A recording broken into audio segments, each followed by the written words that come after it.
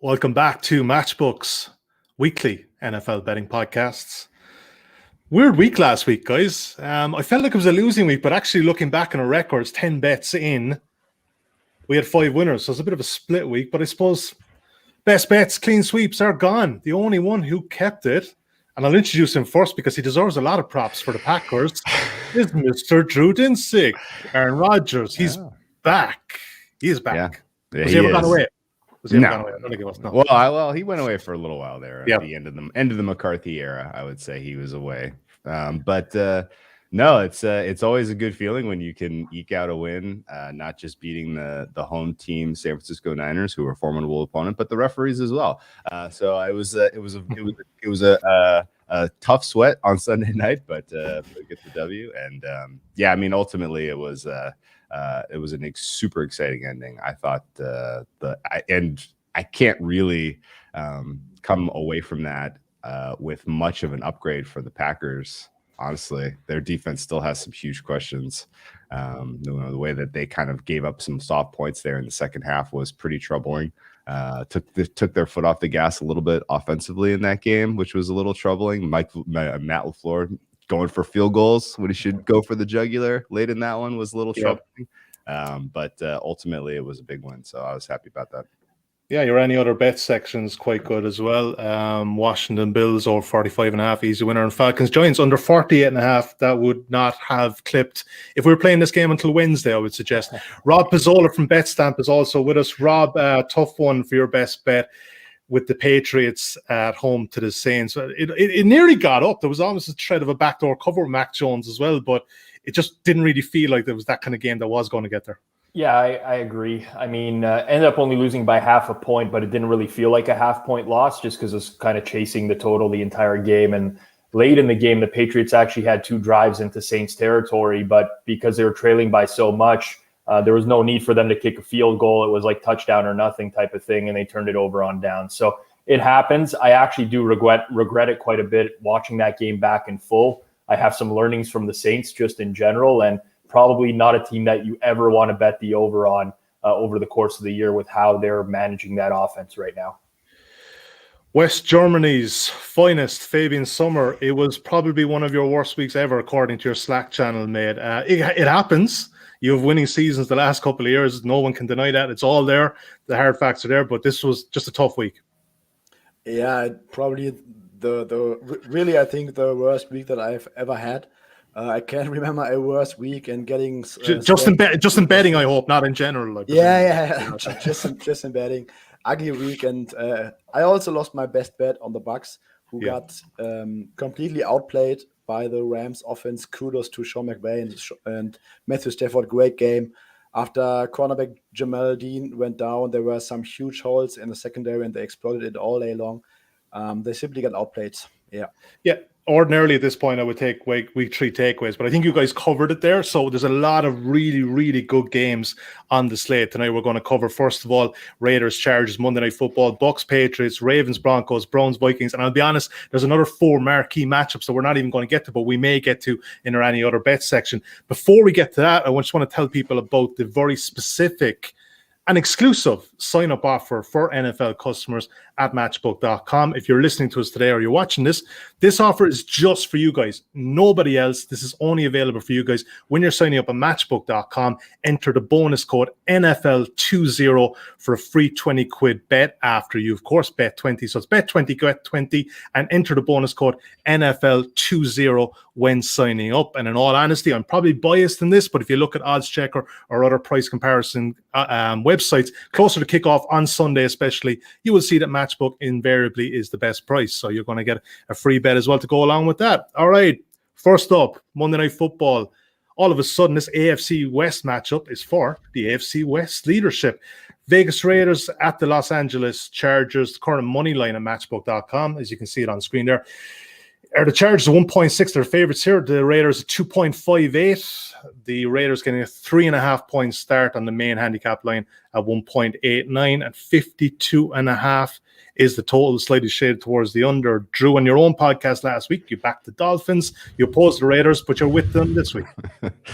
Yeah, and honestly, it was an impressive, hard-fought win against the Dolphins. When it's all said and done, that was a bad spot for them. They didn't have great matchups against that defense, specifically the way that they, the way that they can cover the Raiders wide receivers. But ultimately, they get the win. And realistically, if they come up with one defensive stop in the last drive, it's probably an 8-point win, and the Dolphins don't cover. So wild game all told. And honestly, if you look at the Raiders' schedule right now, they might be the last undefeated team in the NFL.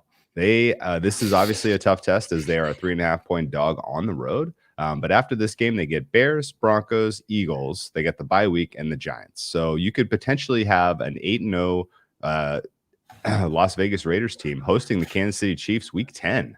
And at that point, a lot of my thesis coming into the season was, let's hold off on some Kansas City futures. Let's see how the dust settles, because their first, the opening 5 weeks of their schedule is just horrific. They got to play Browns and Ravens and Chargers, and they get the Bills next week. It's going to be hard. Well, at this point, I think the buy time on the Chiefs, if there is one, is going to come later in the season, because realistically, I think the Raiders can continue their winning ways. This matchup against the LA Chargers is favorable for them, in my opinion. Justin Herbert is obviously having a very impressive start to his sophomore campaign. And some of the things that he puts on film are absolutely spectacular, but for everyone that you can find that is just an eye-popping, how did he do that? There is wow, he got away with something there.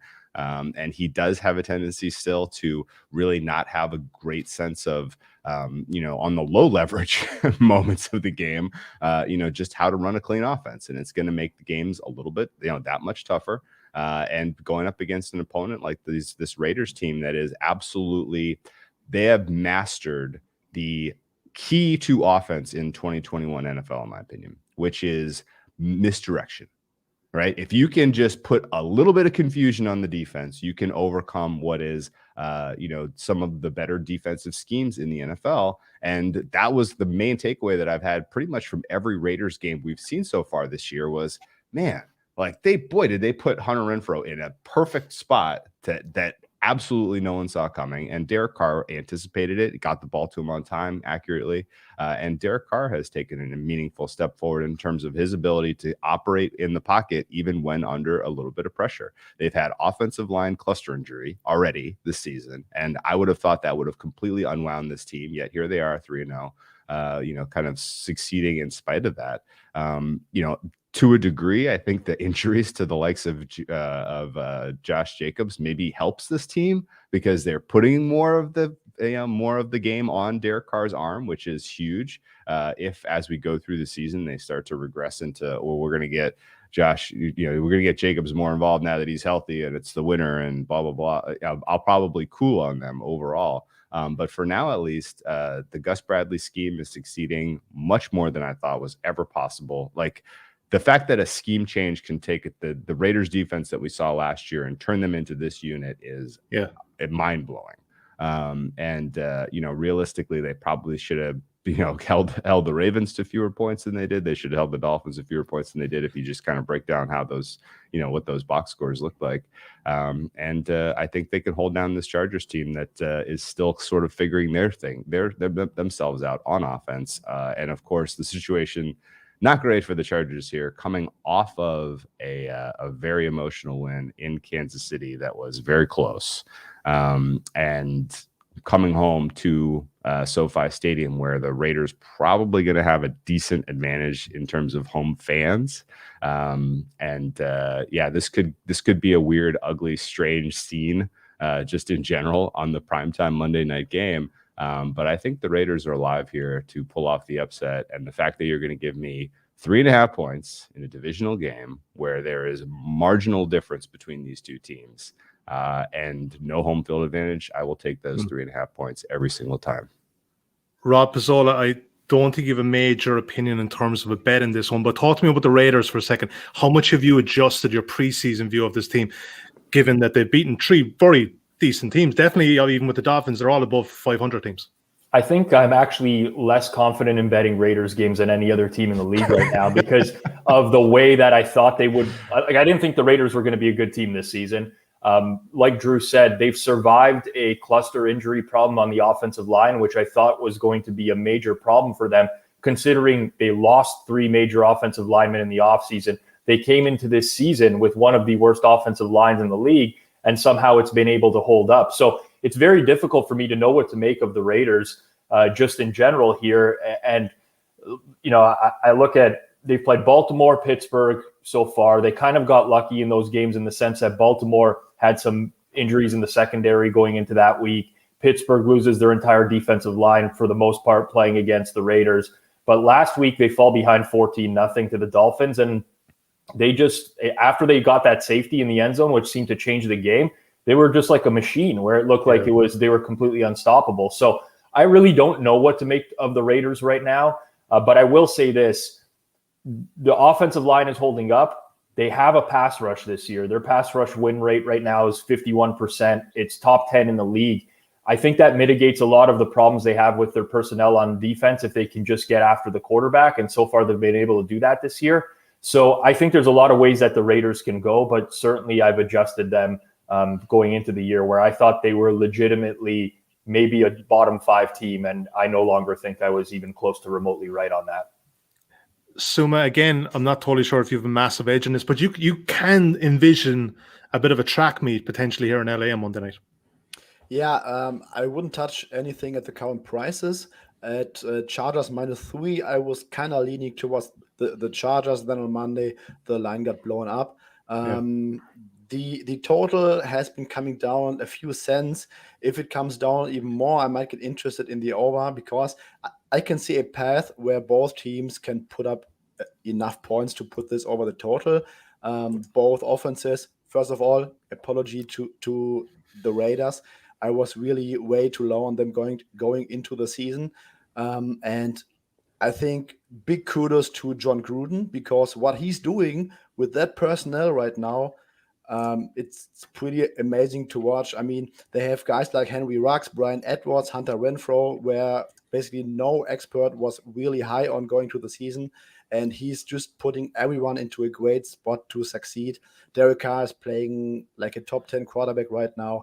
And I think the Chargers defense might be a little bit overrated going into the week. I mean, it was the Chiefs, but the Chiefs could have scored 37 points easily last week. They killed themselves with some turnovers. The Cowboys had not a lot of trouble moving the ball on them. And I think they have some holes in their secondary, which the Raiders can exploit. Both offenses have a very high early down passing rate. I think the Chargers are 4th and the Raiders are 6th right now. And I can really see a lot of scenarios in which both teams are able to move the ball. And even at the number of 52.5, gun to my head, I would probably still go over here. But I would like it a lot more if it ticks down to 51. Still have some time until Monday. Rob Pizzoli, some follow-up.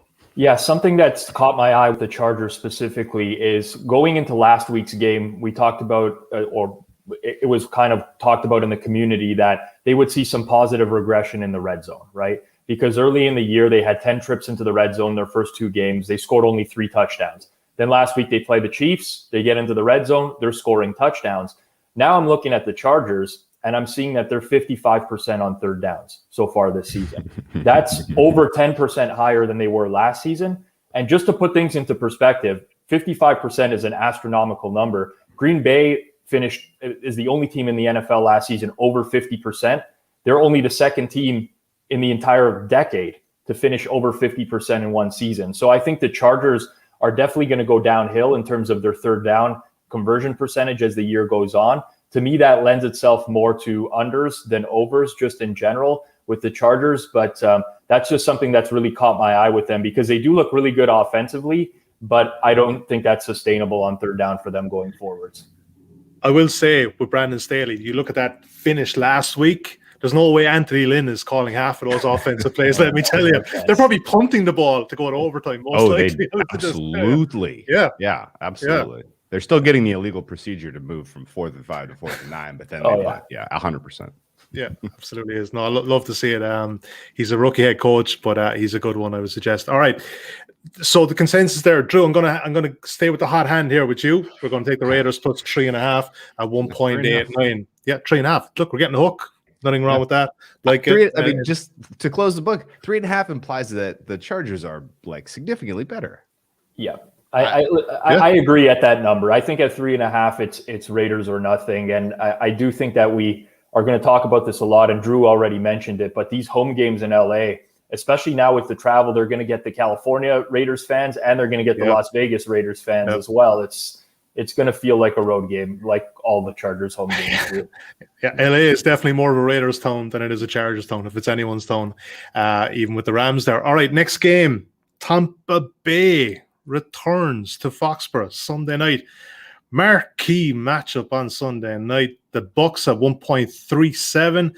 The Patriots at 3.5. The main line has moved from 6.5 to 7 in the last half an hour, and somebody on this stream is to blame for that, and 49 is the total.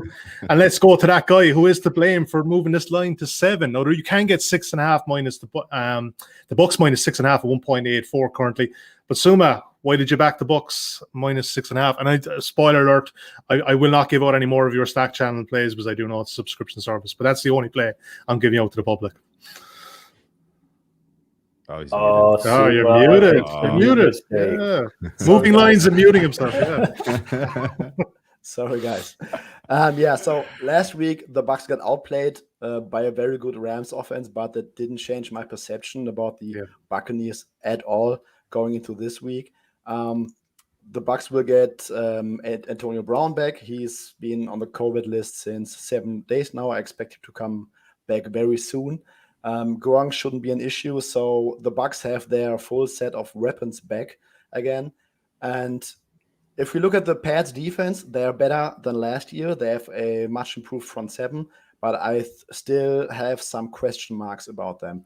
I mean, we are dealing with small sample sizes all the time in the NFL, especially after week 3. But if we just take a look at their defensive efficiency numbers, they are 5th in EPA per dropback and 10th in passing success rate. That's after playing the Jets with Zach Wilson, Miami with Tua, and a very conservative, stupid-looking Saints offense last week. And they also had, I think, 4 or 5 turnovers against the Jets in one game alone. And when we strip out turnovers, they suddenly land at 15th in EPA per dropback and 18th in passing success rate. Again, against Zach Wilson, Tua Tagovailoa, and Jameis Winston last week. And now they are playing against the Buccaneers with their full arsenal of weapons. And I don't really see a lot of path for the Bill Belichick defense to generate a lot of stops against this Bucs offense. I mean, maybe he says, hey, I'm inviting you to run the ball, and I'm presenting you a lot of light boxes, 3-man pass rush, and I want you to run pound Lombardi Lenny 25 times a game. But other than that, I don't really think that the Patriots secondary right now without Stephon Gilmore has enough guys who can cover all those receivers at once. And I think that if Tom Brady has a clean game, let's say an average solid game, they should put up enough points on that Patriots defense. And on the other side, I'm not sold on the Patriots offense at all with Mac Jones. They are one of the few offenses that are generating negative EPA per play right now. Their run game is not working, performing below expectations. Their offensive line has some really uncharacteristic issues right now. Trent Brown, even if he's back, he has missed 20 of the last 24 games. He's dealing with a calf strain. Justin Herron is playing awful right now at right tackle. And the Bucs have one of the best defensive lines in football, even if Jason Pierre-Paul is still out this week. Richard Sherman might get a shot at playing. But other than that, I don't really see some great matchup advantages for the Bucs. And what could be a very underrated injury is James White, because James White is the only guy who can catch passes out of the backfield, and he's also a very underrated pass blocker. So now with Damon Harris lining up 100% in the backfield, they might get even more predictable. And I just think that the Bucs have a statement game in primetime this week, and they should win this game by 2 scores or more. 2 scores or more. Drew Dinsick, we're not a narratives-based podcast, nor do we ever aspire to be, but it's hard to get away from this whole Brady coming back to Foxborough. It's such a big thing, but we're definitely probably not going to use it in the handicap terms. But like, you look at the Saints last week, what did they really do against the Patriots? Like Suma touched on it there. Like, I mean, Barry, there was a pick 6 or whatever else, and there's fumbles, but like that, they didn't take much to beat that Patriots offense. And this Bucs offense has a whole lot more currently than the Saints offense. Yeah, that was 14 gift wrap points there for the Saints in that game. The pick 6 and then the pick that put them on the goal line. So, it is tough not to see this being one-way traffic for Tampa Bay.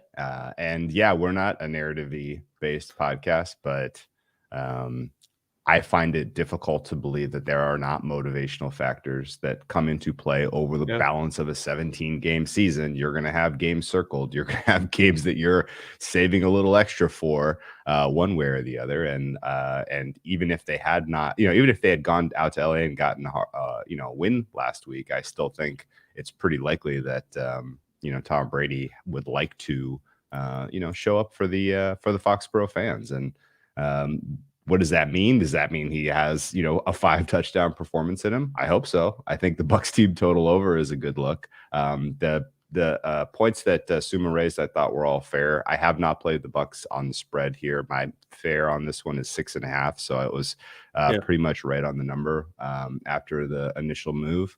But I do see a world with Antonio Brown back, with the wide receiver strength that the Bucs are bringing into this game. And hopefully Gronk is healthy as well. If not, Brait has been able to do a pretty decent Gronk impression so far at times this season. I could see this being, a very strong offensive performance for the Bucs.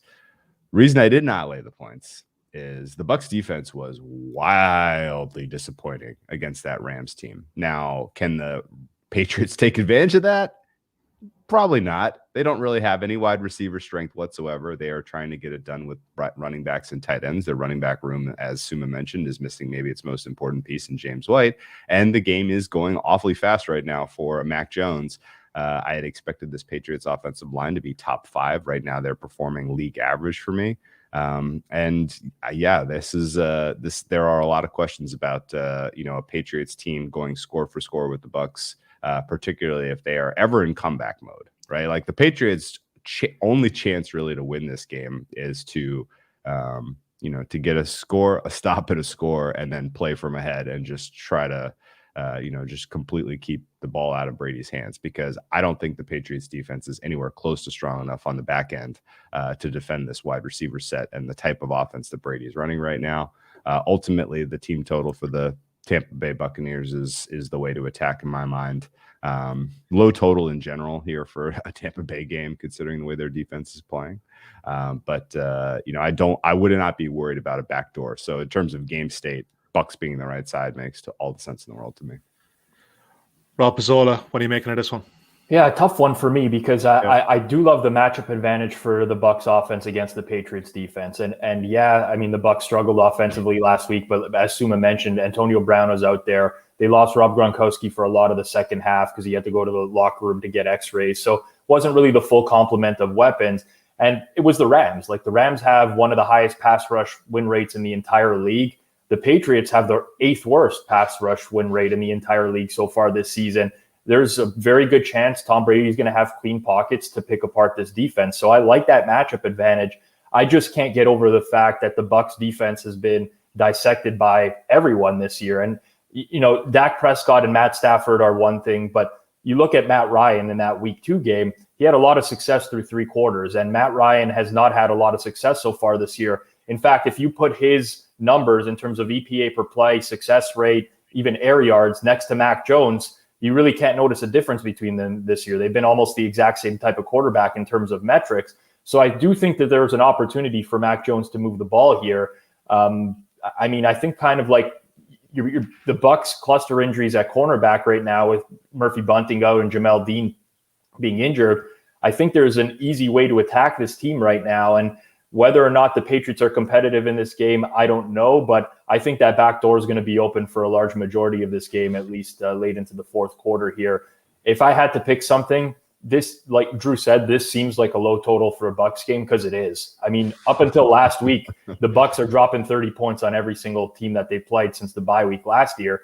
I don't see why they can't do it in this matchup with the Patriots not being able to get a pass rush going. So personally, I don't mind that team total over on the Bucs. I don't mind the game over. I get the arguments for the Bucs on the spread, but 7 is just a little bit too expensive for me.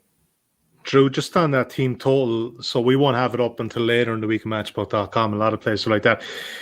If it's 28, flat 28, do you play that? I apologize, I might have missed you missing, say it's 27.5, but that's the way it's looking at the moment with a flat 49 total. 27.5 is going to be like 1.8-ish. I'm fine with the over 28 on that one. And again, honestly, like the Bucs should have had 30 last week. They stall in the red zone. Gronk with a couple of key drops on some early drives that were, that offense could have gotten going a little bit better. There were a lot of points left on the field for Tampa Bay last week, and it's silly in hindsight to look back and be like, were they looking ahead to this game? I don't think so. I think it was almost entirely their preparation and their personnel on defense that cost them that game against the Rams. And so I think this offense, particularly with Antonio Brown back, is going to be pretty dynamic on Sunday night. Yeah. All right. Suma, I'm going back to the well with you, Matt. Generally speaking, if you have a losing week, you tend to bounce back with a winning week. So Bucs minus 6.5. Regression season. Yeah, absolutely. Drew, don't dislike your call, Drew, the team told, but obviously you're giving us wins and we don't offer it. I don't want to be putting that selection out. I think this is a bit misleading. They're correlated. So yeah, 100% correlated. Yeah. Both of them will get up and we'll be happy. Anyway, before we get to the next game, folks, if you're watching our content today and you're enjoying it, if you're watching us on YouTube, please give us a thumbs up, double thumbs up, and click the subscribe button. Or if you're listening to us on your podcast, maybe even later on in the week, please give us a preferential review if you're enjoying our content. It's all we ask. That's all we ask of you guys. All right. Third game we're covering, it's in the 9 o'clock slot, the 9:25 slot over here in the UK and Ireland on Sunday. The Baltimore Ravens at the Denver Broncos. Close enough to pick them right now. The money is coming for Baltimore, 2.0 there on the money line. Broncos at 1.3. You can back Baltimore +1, flat 1 at 1.93. And 45 is the total and shade towards the unders. And Suma, going to start with you again, mate. Why are we taking Baltimore here? Yeah, I like Baltimore in this one. I think this is a, let's say, regression game. I really like what the Broncos are doing. I think they're a very good team. That they look well coached on both sides this season. But they also played the Giants, the Jaguars, and the Jets, who are all a combined 0-6 in non-Broncos games, and who could all hold a top 5 pick in next year's draft. So I just want to pump the brakes a little bit on them. But I think going forward, they are a pretty solid team. But this week, I think they are facing a team that's better than them in the Ravens. And one of the biggest regression factors going to this game is performance on third down on offense. Teddy Bridgewater has looked amazing so far, really absolutely crushing it. And the Ravens offense looks like they are not really getting rolling so far. And a huge emphasis of that is third down performance. So on early downs, the Ravens offense actually performing better than the Broncos by EPA per play and success rate. But on third down, there's a pretty big difference.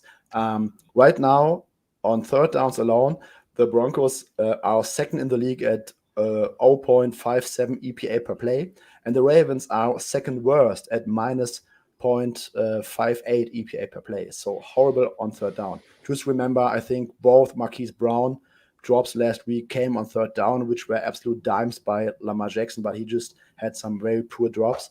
And the career average is Terry Bridgewater 0.13 and Lamar Jackson 0.20. So I think that we are going to see a pretty hard regression for both sides going forward, and possibly starting this week. I don't think that Teddy Bridgewater can hold that Patrick Mahomes-esque level on third down, but I think that the Ravens should have more success going forward. And the Broncos are also, I wouldn't say getting crushed by injuries, but they are losing some or have lost some key players already. On offense, they are down Jerry Jeudy at wide receiver. They lost KJ Hamler to an ACL last week. And KJ Hamler is, I think he's a 4'3" or 4'25" guy.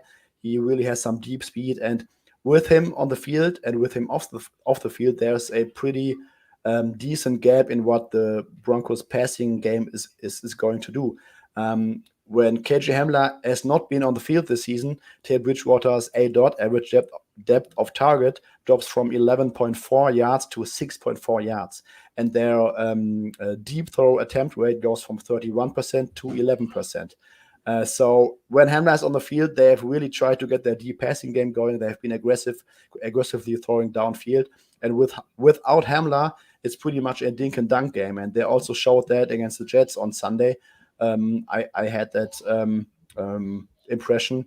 As soon as Hamler went out, they went into dink and dunk mode, and they will likely be down their left guard, Dalton Wisner, even though he intends to play. They might be down right guard, Graham Glasgow, and it's really getting an injury thing for the Broncos. And on the other side, the Ravens are getting likely Jimmy Smith back healthy, who only played 19 snaps last week against the Lions. They're getting some interior guys back like Brandon Williams, maybe Derek Wolfe. They're getting Justin Houston back from the COVID list.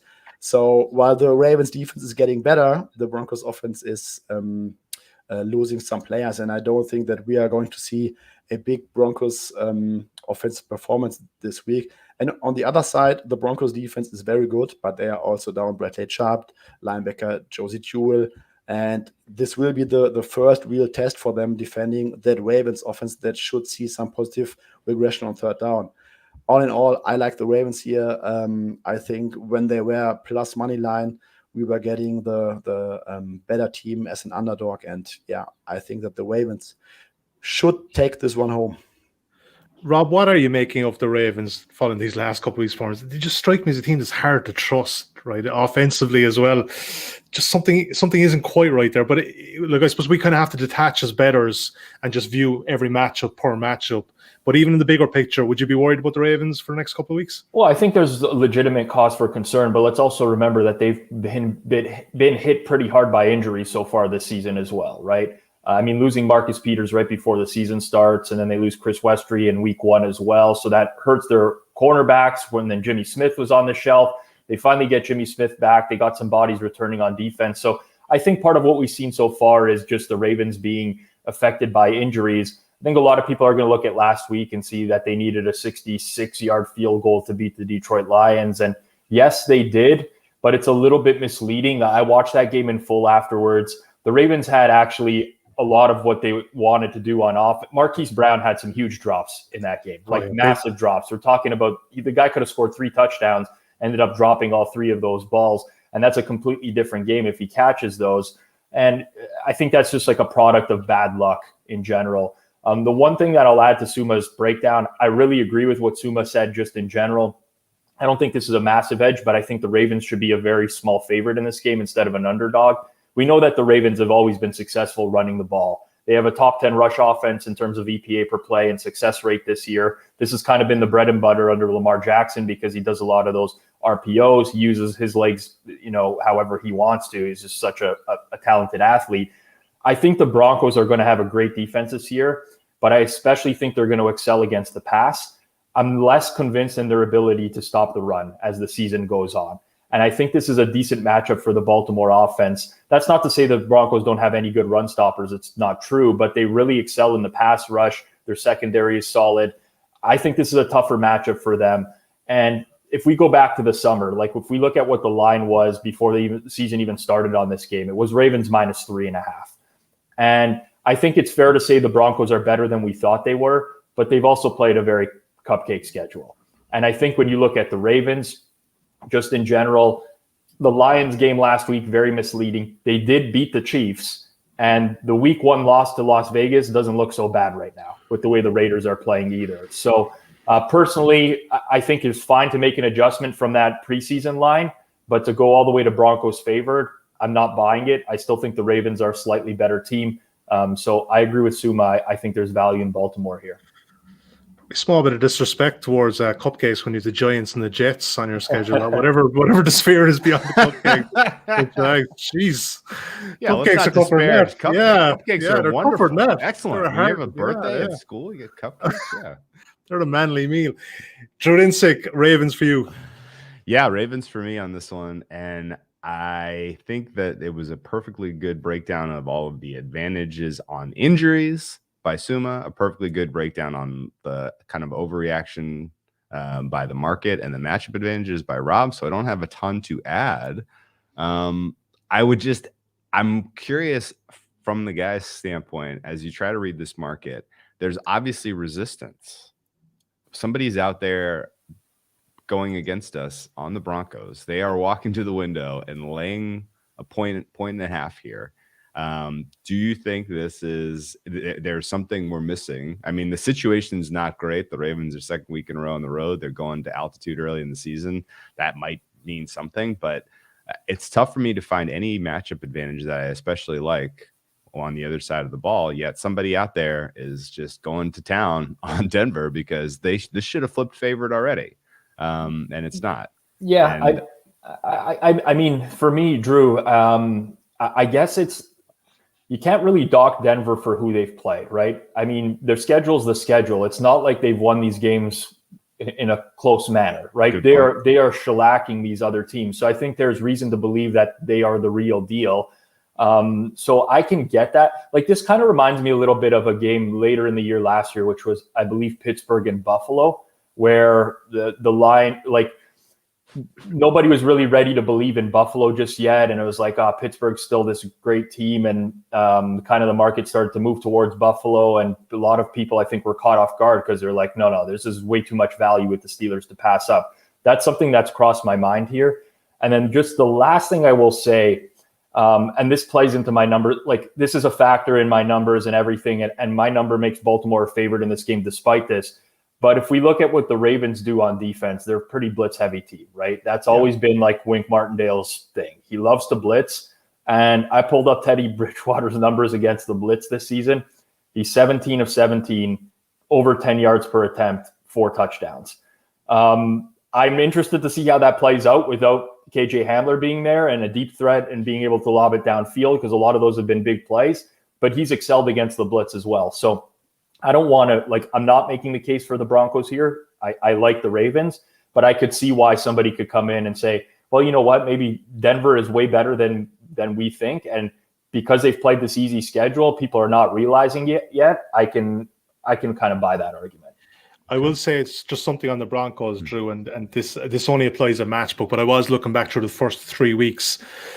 They've been in the top 3 in terms of bet share each week matchbook. So there are definite groups out there that are loving Denver this year.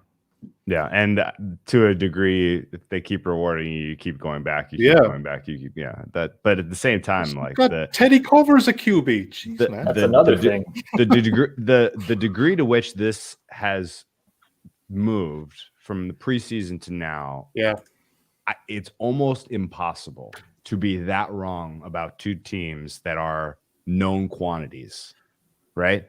And especially considering, well, what did we know about these two teams at the beginning of September compared to now? Yeah. Well, I mean, the Ravens are exactly strength that we expected coming into this game in terms of player availability, in terms of what they're doing. They are a very known quantity. And the Broncos have lost players. They lose Judy, they lose Hamler, they've lost Chubb, and their offensive line is injured. I really I'm struggling with the market resistance on this one. In general, that gives me not a great sign. I mean, not a great feeling. Teddy Bridgewater, for what it's worth, when he was under pressure last season, was not especially good. 19th in the league, minus 0.4 EPA per dropback. So, maybe some regression will come there, but I mean, I had the Denver defense kind of marked at, no, you can attack them in the linebacking core. You do that with speed, and you do that with the tight end, and that is the entirety of the Ravens offense. So, like, this is sort of the perfect matchup for the Ravens offense to put some points on the board. The Ravens offense has a higher ceiling overall in general. I think of these two teams, which can get to 30, obviously the Ravens, Broncos, we have yet to see it even against some very poor defenses.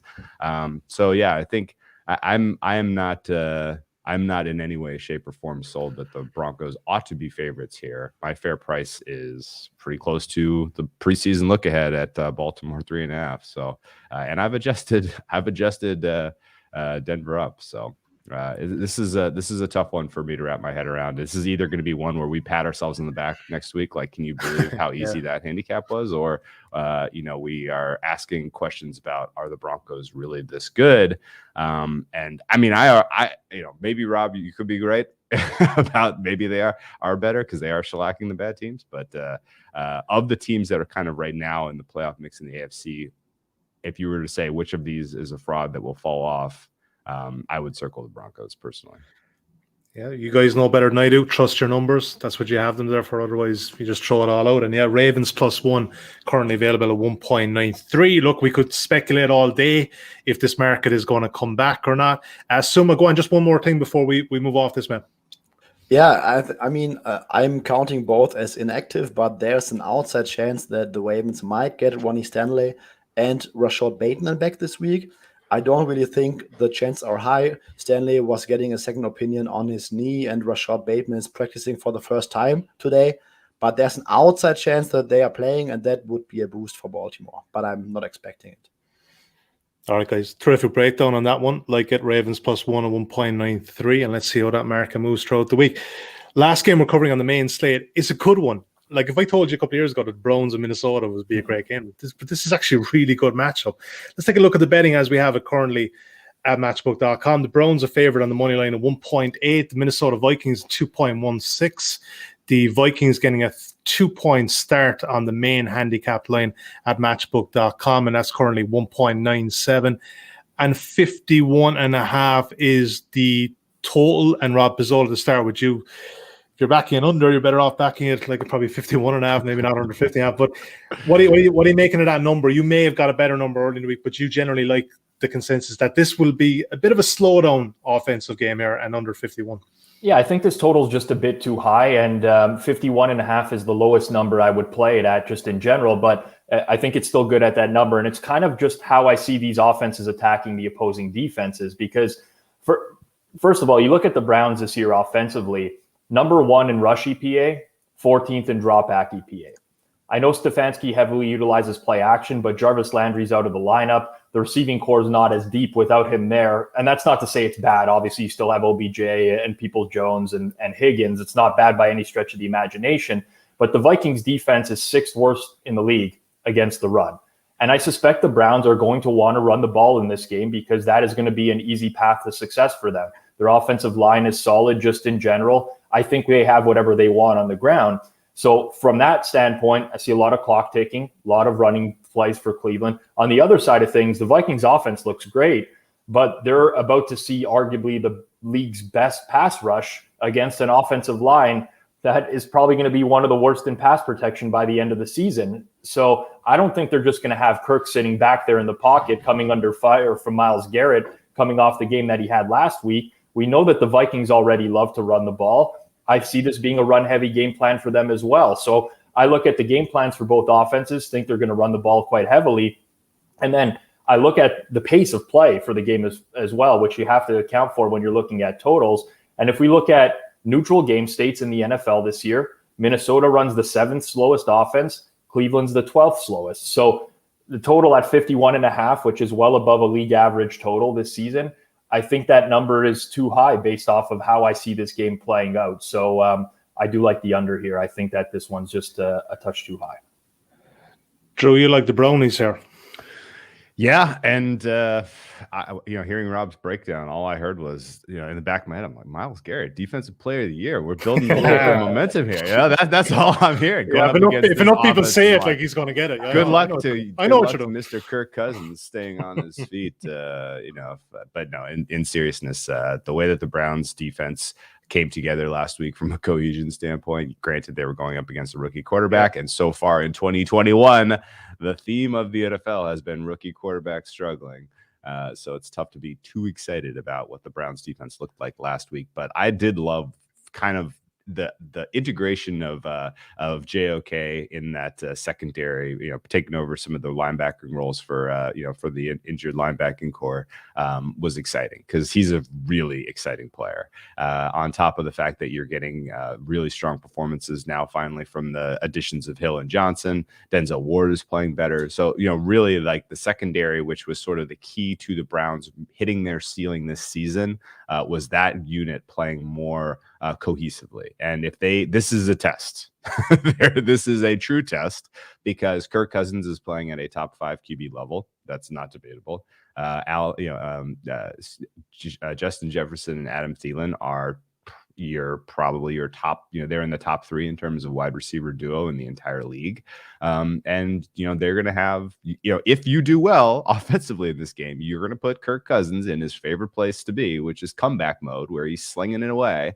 And it kind of takes the minus EV offensive conceptual framework out of the hands of the Mike Zimmer and company, because they got to throw their way back into the game. And so this is second half. This is the one where you absolutely got to circle and watch the second half to see how the Browns secondary holds up. If they do well, if they can provide just enough coverage to let the pass rush pin their ears back and get after Kirk Cousins, then this is an easy Browns cover, an easy under. But it's going to be a test. I don't expect this to be easy at all. But on the flip side, the Minnesota Vikings defense is much more the unit that gave up the first 17 points to the Seattle Seahawks than the unit that pitched a shutout in the second half, in my opinion. And I would expect that this is a pretty solid opportunity for the Browns offense to flex a little bit. And at least, they kind of do what they want to do, which is go out there and generate a lead with the pass, and then put the ball in the hands of Chubb and Hunt, and let them put away the game behind their road graders on the offensive line. So, again, Cleveland Browns I have as a meaningfully better team overall than the Minnesota Vikings. My fare is Cleveland minus 3.5. So I laid the 2 and expecting a good game here. Yeah, plenty of Browns minus 2 available at 1.97 on Matchbook. Suma, I don't think you've got a massive opinion on this, but anything to add to Rob's under 51.5 pick and Drew's Browns minus 2? Not really. I really don't have a strong opinion. Initially, I liked the over because it's the Browns and it's the Vikings, whose defense is not really looking that good. But after digging more and more, I mean, like Rob said, it's likely a game where both offenses have a high early down rushing rate. And even though the Vikings upgraded their defensive line a lot in the offseason, they don't really seem to be able to stop the run. So the Browns could really sustain a lot of long drives, which would kill the over in general. And I also don't have any trust in Mike Zimmer that he comes up with a pass-heavy game plan to let Kirk Cousins just cook. And I think he's probably pounding Dalvin Cook into a brick wall. The Browns are very good at defending the run so far this season. So, yeah, after more digging, I completely backed off from my initial overlean and went into no opinion mode. Yeah, I do like the Browns under 51.5 there, especially, and no discriminants on the Browns minus 2. Let's do a very quick recap of the main bets we have from our main slate before we get to any other bets and best bets. We've got the Raiders plus 3.5 at 1.89, the Bucs minus 6.5 at 1.85, the Ravens plus 1 at 1.93, and we just covered it there. Browns, Vikings under 51.5 is Rob's selection at 1.96, and Drew's selection at 1.97 is the Browns minus 2. You can check out full bet recaps available at insights.matchbook.com throughout the weekend, not just for the NFL podcast, but for football and horse racing as well, if that is your fancy. Any other bet section? Rob, I've got to come to you first here. When I saw these ones, so we do a bit of note taking before we get in, so I generally know where the guys are thinking. And I looked at these ones and I thought to myself, Rob Pizzola is definitely not a guy who suffers from recency bias, because if he did, he would not be playing the New York Jets plus 7.5, albeit they are at home to Tennessee Titans. But you're also liking the Bears minus 2.5 at Lions. But tell me about the Jets plus 7.5 first. I think this is just too big of a number for the Titans to be spotting. And you look at last week, the Titans win by 9 against the Colts with a +3 turnover margin and a quarterback who's got 2 bad ankles. And I don't think the Tennessee Titans are necessarily a team that's built to blow other teams out, where you have the Jets who have really faced a murderer's row of defenses just in general. And now they're going to get, I mean, listen, Zach Wilson could very well be a horrible quarterback, but the opportunity is here for him to be able to move the ball relative to the first 3 weeks. So I just look at the number. I can't get to 7.5. I think this is the best opportunity the Jets offense is going to have to shine. Not that they're necessarily going to put up a ton of points here, but I think that they can stay within the number. With the Bears, like, listen, it's a really ugly one just in general, but the look-ahead line in this, if you were to bet the Bears-Lions last week before Justin Fields started, it was Bears -6. We're at 2.5 now. The Browns defense is very different from what the Lions defense is going to offer in this game. Like, are we ready to say that the Bears and Lions are pretty much close to equal teams because the Lions took the Ravens to the wire and the Bears got blown out by the Browns? I don't think so. I hope this is like some sort of learning experience for Matt Nagy, and it's not the same type of offense as we saw last week, and I'm kind of counting on that. But either way, the Lions, in my opinion, are like void of talent pretty much everywhere. And this is a great opportunity. Like, we forget that the Bears 2 weeks ago beat the Bengals at home. They were blowing out the Bengals in that game. And now all of a sudden I'm expected to believe that they're basically on par with the Detroit Lions. I don't agree with that. So I think Bears -2.5 is worth the play. If the Bears lose this one, Matt Nagy has got to be. He's not long for this. He's not long for this world, let me tell you. Drew, you like an over and an under? Where's the over? Yeah, I liked Rob's breakdown there. And I agree with his takes. I got a 2-pack of totals for you. I'm going back to the well with the Buffalo Bills on the over. Market does not like this play. For the second straight week, there is under money coming in on a Buffalo Bills game. I don't know if you've seen the Bills' approach to playing football, but they pass and then they continue to pass and then they continue to pass. And when they're going up against the secondary that can't defend the pass, this offense is capable of scoring 40 points. And that's the way I view this game. I think the reasonable expectation for the Buffalo Bills is 38 to 41 points in this one, which means that you're counting on 10 to 17 points from the Houston Texans. That may be a close call, but realistically, I think you have a quarterback in Davis Mills who showed us a decent amount on a short week. Let's not forget, he had 4 days prep for that game. And honestly, his best moments came in the 2-minute drill and kind of some comeback spots where he was like, the play calling was a little bit less conservative and he was able to, kind of sling it a bit. I can make a case here that, going up against the Bills defense that is probably a little overrated by the market, that Houston can get into the teens here, which means, I'm counting on, 35-14 kind of a game ultimately. And realistically, I think both teams could score higher. So this is a fun over. And then going back to the well with the Atlanta Falcons under, this Falcons offense is like amazingly bad. And honestly, this is narrative-y. I completely own that. But the fact that everybody came away from the Bills Washington football team game saying that the Washington football team defense was frauds and they were awful, and the fact that the entire drumbeat about that game was the defense for Washington was poor. If they show up and shut out the Falcons, I'm not going to be surprised at all because the Falcons are that helpless. Realistically, I'm concerned about some defensive scores in this game playing the under, but that's about it. The likelihood that Washington rolls in and has Taylor Heineke on a shorter leash is also pretty high. He's had some backbreaking turnovers last couple of games, and I would expect that maybe you see a little bit more conservative approach from Washington as well. So that Washington Atlanta game is probably one that won't make red zone very often. We probably won't watch very much, and realistically, not going to be especially concerned. I took under 48.5 there. I think that's come down. So market is agreeing with me on that one. And I could see that close around 47.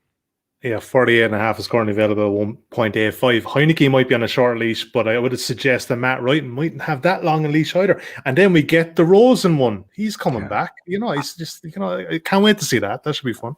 I think we do see it this season, personally. I think Matt Ryan looks like done. He does. Yeah. Yeah, this is someone who bet him for MVP this year, thinking that, well, listen, this was before Julio Jones got traded. Yeah. So I thought it was going to be Ridley, Julio, Kyle Pitts, and this and they don't have a second receiver. It's a real problem for them right now. Like he looks washed. Yeah, Art Smith, Coach of the Year here. I'm not sure which was the worst bet. Rob and I can fight over it later this season, I guess. They're related bets, believe me. They're very much related bets. Suma, you have a team total you like? Yeah, unfortunately, the full opening line on Tuesday was Chiefs -7 or even -7.5.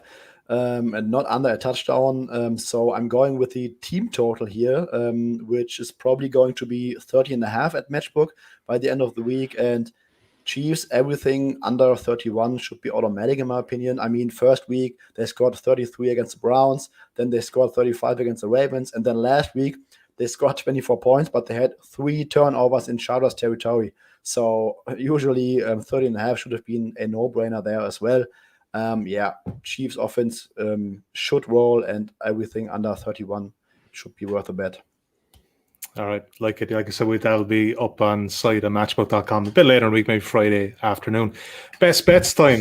I spoke about this Google Doc that we have a while ago, and Drew and Rob's bets, just to give you loads of confidence, is that there's like 6 vomit emojis each between them. However, that doesn't mean that they're losing bets. They're stinky bets. Drew Dinsick, what's your stinky bet this week? Yeah, I'm with Rob on the Jets. Perfect spot for them to finally find offense this season. Rob nailed it. The Tennessee team plays down to their opponents. We saw it all last year. Going up against teams that they were well overmatched, in terms of their offensive output. They managed to lose to the Bengals. They stay within a field goal of the Texans and the Jags. This is a team that can't put games away, especially comfortably, even though they have Derrick Henry. So go figure. The underlying problem with Zach Wilson this season has been very straightforward. He has been under massive duress every time he drops back. And when you are trying to slow the game down and figure out your reads and run an offense for the first time at the NFL level, and you have players breathing down your neck, obviously you're not going to look great. And that's what we've seen through 3 weeks against very formidable pass rushes. If there is one thing I can tell you confidently about the Tennessee Titans, it's that they cannot rush the passer well. They have a very, very difficult time finding pressure, either through scheme or just players winning 1v1s.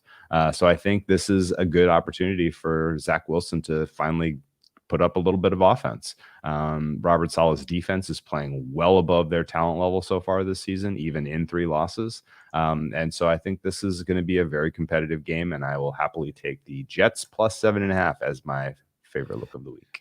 You know what, Drew? As a Jets fan, I'm doing this emoji right now, that monkey one, because it's been a tough couple of weeks. I don't know if I got to lose money on the two. You take the plus 7.5, and you root for them to lose by a touchdown. It's that simple. Yeah, 100%. Yeah. Look what getting the number 1 pick, because that always works out with quarterbacks too. This year, I think there's a couple of players who might be helpful on the defensive side of the ball. Who knows? Yeah, needs a quarterback. Rob Pizzola, the other New York team, Giants. Yeah, again, so I watched Saints Patriots in full, and I don't know how you spot 7.5 points with the Saints offense right now. Like, Jameis Winston is being sheltered big time. There was a play in the game where they were in the red zone. Jameis was about to take a sack. He threw the ball up for a touchdown. He walks over to the sideline. Sean Payton basically looks at him like, never, ever do that again. There's a reason Jameis Winston has not thrown for more than 148 yards yet this season. 3 games, he has not topped 148 yards. They do not want him to make mistakes. They would rather him not make a mistake than make a play. This is a run-first team that is trying to limit him. They do not have their left tackle in Teron Armstead. They're still missing Eric McCoy. I think this Giants defense is more than capable of shutting down this Saints offense if this is how the New Orleans Saints are going to attack this week, which is heavy Alvin Kamara. Let's just, play the field position game and punt the ball. That's not conducive to covering 7.5 points. I will say one thing about the Giants. I don't think they're very good. Obviously, they have injuries at wide receiver, but this has historically been the spot under Joe Judge where they cover games. these big underdog roles where they're getting more than a touchdown on the road. They're very competitive in these spots. They're difficult to put away because of this defense. So I think this number is on the wrong side of 7, which is huge value in the NFL when you make a game 6, 6.5, and you're getting 7.5. I really like the Giants this week.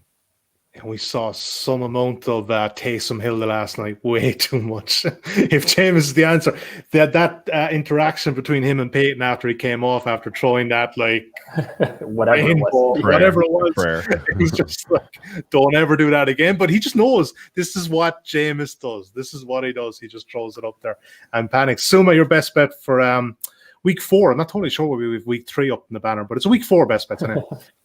That's I'm going with the Ravens here. And while Rob was explaining the Jason Garrett pick, I am just seeing that Rashad Bateman has a chance to play this week.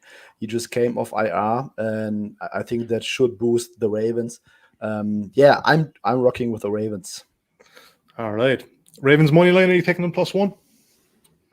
Let's take the money line. All right. 2.0 at matchbook.com. So I think we're going to reverse that on insights.matchbook.com. Let's take the Ravens money line at 2.0. Yeah, I like it. If they're going to win, they're going to win. All right. My thanks to Drew Dinsick, Rob Pizzola, Fabian Sommer. A lot of fun as ever, guys. We're over the hour this week. That's not like us, but I think there was a very good debate, especially in the Ravens game, and hopefully some good bets for you to follow this week. Don't forget, check out insights.matchbook.com for a full recap of these bets. Until next Thursday for week 5 of the NFL season, best of luck with your bets, and bye for now.